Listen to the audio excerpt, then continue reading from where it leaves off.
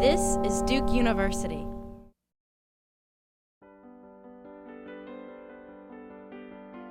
From national championships to breakthroughs in research and the classroom, 2011 was a year of highlights for Duke University.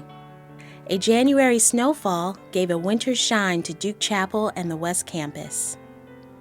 Beloved Duke professor Reynolds Price died January 20th after a long and happy life.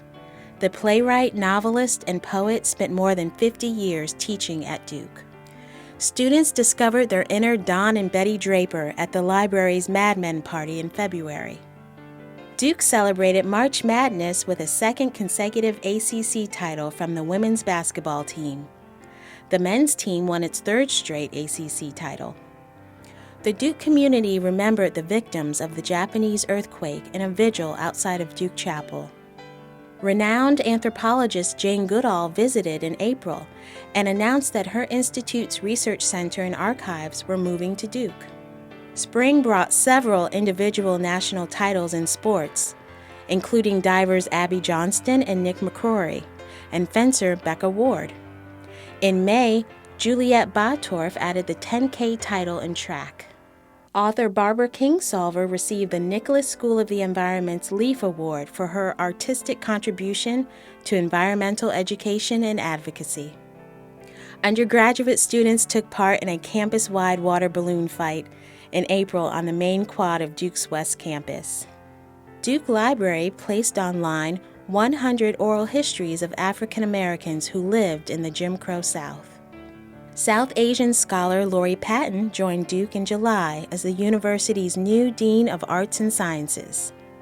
In May, Duke awarded more than 4,500 degrees at the commencement ceremony, which included a keynote address by Cisco CEO John Chambers. Members of the Duke community created their own farm, an educational center that will allow students to reconnect with the land and engage in food studies.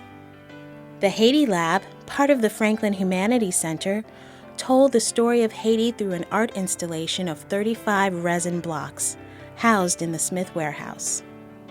In August, the men's basketball team went on a global tour, stopping in China to play games in Beijing, Shanghai, and Kunshan, home of the Duke Kunshan University, now under construction. The team next played in the United Arab Emirates, where the Fuqua School of Business has established a significant presence in Dubai. The team won all of its games on the trip.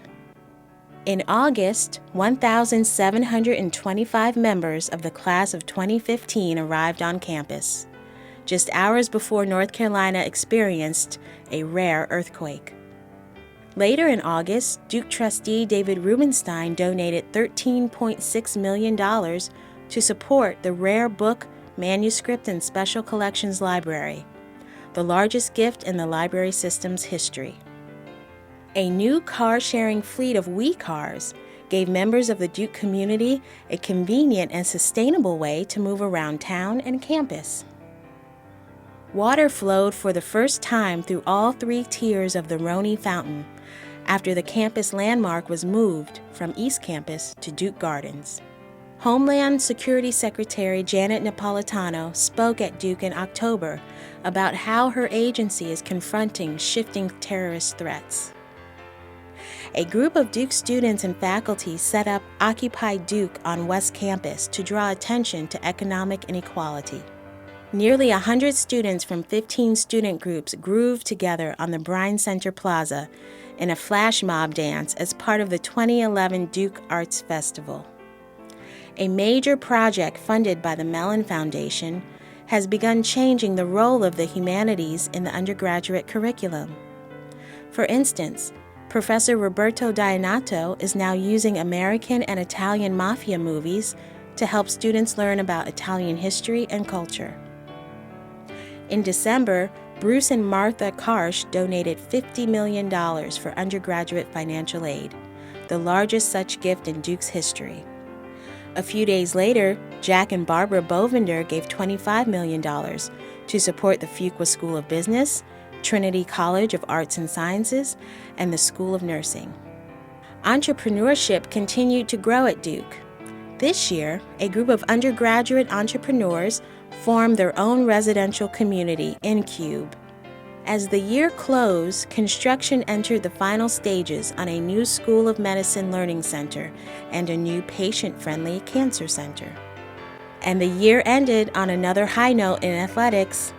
In December, the Duke women's soccer team celebrated an NCAA semifinal win over Wake Forest to advance to its first ever national championship game against the eventual winner, Stanford. And finally, men's basketball coach Mike Krzyzewski passed his mentor Bobby Knight to become the winningest men's basketball coach in Division I NCAA history. Sports Illustrated named Coach K its Sportsman of the Year.